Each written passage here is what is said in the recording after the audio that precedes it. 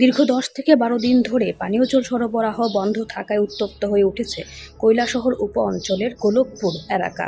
পানীয় জল ও স্বাস্থ্য বিধান দপ্তরের উদাসীনতা ও খামখেয়ালিপনার বিরুদ্ধে তীব্র ক্ষোভ প্রকাশ করেন স্থানীয় গ্রামবাসীরা।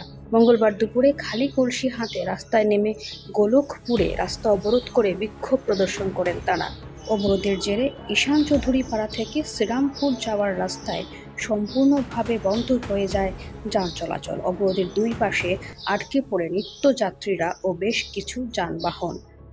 গোলকপুর এডিসি ভিলেজের 1 নম্বর ওয়ার্ড এবং সরোজিনী গ্রাম পঞ্চায়েতের 5 নম্বর ওয়ার্ডের হালাইছড়া গ্রামে 26 সেপ্টেম্বর থেকে পানীয় জল সরবরাহ বন্ধ রয়েছে বলে জানিয়েছেন গ্রামবাসীরা। গোলকপুর এডিসি ভিলেজের আয়রন রিমুভাল প্ল্যান্ট থেকে 1-2 গ্রামে জল সরবরাহ করা হতো, কিন্তু পাইপ ফেটে যাওয়ার পর থেকে তা মেরামতির কোনো উদ্যোগ নেয়নি দপ্তর। পানির লাগিয়ে যেমন আমরা 26 তারিখ থেকে আমরা পানি পাইতে আসি, এই পানির দুঃখে তো আমরা খুব দুর্গত কতদিন কষ্ট পাচ্ছি। এই জিনিসটা আমরা তো কেমন করে পাবো, এই কারণে আমরা পথটা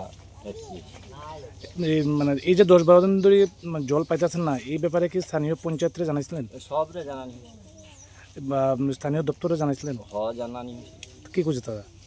ওই অফিস বন্ধ আছে। মানে এটা কোন জায়গা? আমরা তো গোলকপুর থেকে জল খাই।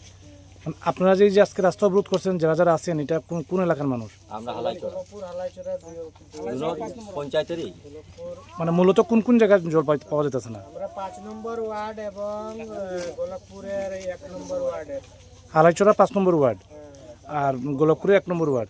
কোনখানে পাইপ ফাটছে আর কি, ফাটিয়া সব জল বাইরে হয়ে যাইতে আছে, এইদিকে জলটি আইতে আছে। তো আপনাদের জলটা যে পানীয় জলটা আসে মানে কি, মানে কই থেকে হয় এটা? গোলকপুর যে ওয়াটার সাপ্লাই আছে এখান থেকে। তো এখানে মানে যে পাম্প অপারেটর তার কি বক্তব্য?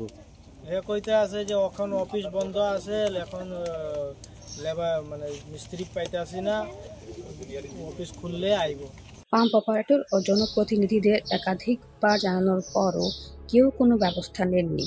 এমনকি পানীয় জল ও স্বাস্থ্য বিধান দপ্তরের আধিকারিকদের কাছেও একাধিকবার অভিযোগ জানানো হলেও কার্যকর পদক্ষেপ করতে ব্যর্থ হয়েছেন তারাও।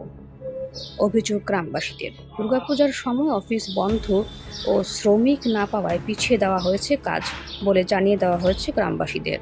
তাদের আরও অভিযোগ, এতদিন জল সরবরাহ বন্ধ থাকলেও দপ্তরের পক্ষ থেকে বিকল্প হিসেবে পাঠানো হয়নি কোনো পানীয় জল ট্যাঙ্কার। ফলে পানীয় জলের জন্য তীব্র সংকটে পড়েছেন 2 গ্রামের শতাধিক পরিবার। এদিকে রাস্তা অবরোধের খবর পেয়ে ঘটনাস্থলে পৌঁছায় স্থানীয় পুলিশ এবং প্রশাসনের আধিকারিকরা।